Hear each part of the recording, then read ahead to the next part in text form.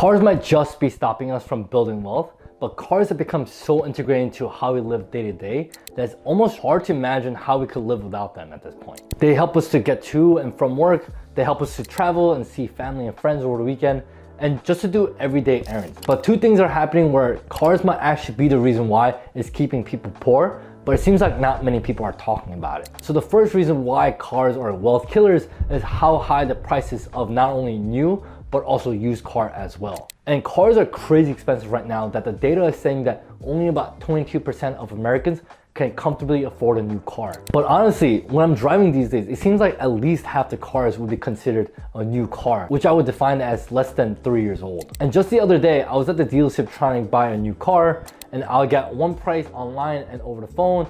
And then when I went in, they're telling me the car is selling $3,000 above the MSRP. And for anyone who doesn't know what an MSRP is, it's basically the manufacturer's suggested retail price, which essentially means this is how much it should go for. And in the past, you could buy a car under MSRP price by maybe 10 to 15%. But now we're at a point where the best deals are if you could even get it at MSRP price. And the car that I was looking at had an MSRP of around $33,000 with taxes and fees, it should come out around $35,000. But they quoted me out the door price of around $38,000 after taxes, which is getting out of hand at this point. Like, how are you charging that much more?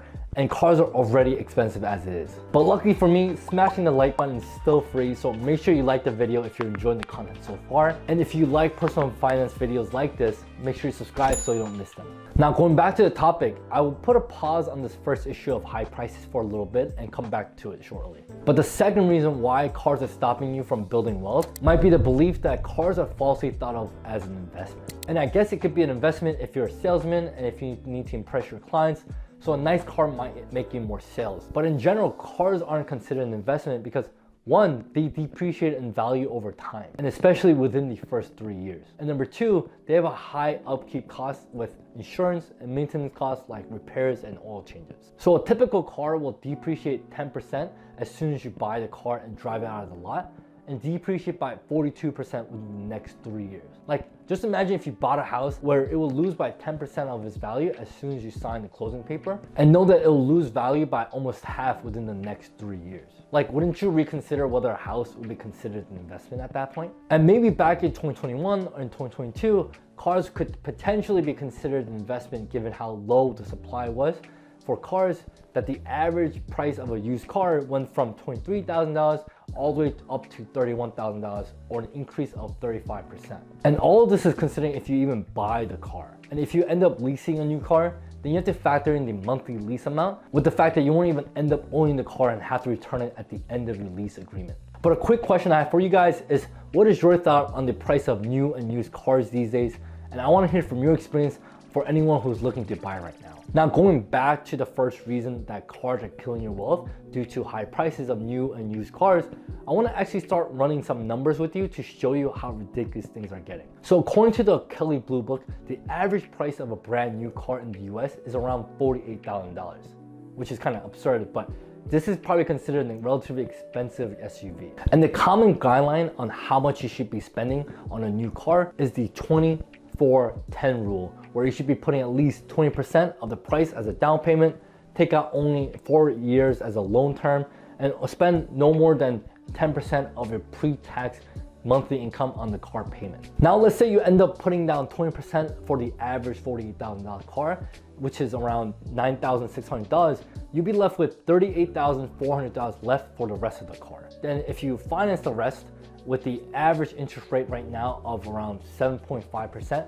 for the recommended 4 years, then you'll be left with a monthly payment of $928. And if the payment has to represent 10% of your income, then you have to make at least $9,282 per month, or $111,000 per year. And that will put you at the top 15% of income earners in the US, which basically means that only about 15% of Americans can comfortably pay off this average $48,000 car, which also means that 85% of people cannot afford this average new car at the moment. So what will happen going forward, and what can you do at this point? So the fact that most people cannot afford a new car isn't really gonna stop people from doing so, as many car buyers are willing to overspend and break their budget in order to get the car that they really want. And in most cases, from that 24-10 rule, they'll break the second part, which is representing the 4-year loan. And they will break this by increasing their loan length to around 5 or 6 years and try to lower their monthly payment. And you can see this in a report from Edmund, where the average new car loan taken out in 2023 is lasting around 68 months, which is around 6 years. But even with the increasing the loan term period in the effort to decrease the monthly payment, car loan delinquency rate has risen around 7.7% over the last year. So the best thing someone could do at this point is to, one, consider still buying a used car or more affordable new car that's closer to your budget. And number two is to talk with different dealerships to try to get the best price and still try to negotiate as best as you can. And number three is to possibly put down a higher down payment in order to decrease how much interest you're paying, given how absurdly high interest rates are right now. But at the end of the day, I totally get that cars are super important for everyday use in life to help us to get to work, run errands, and to see loved ones. But at the same time, people shouldn't be stretching their budget and killing their chance of building wealth just to have the latest tech or the newest car that's just beyond what they could afford.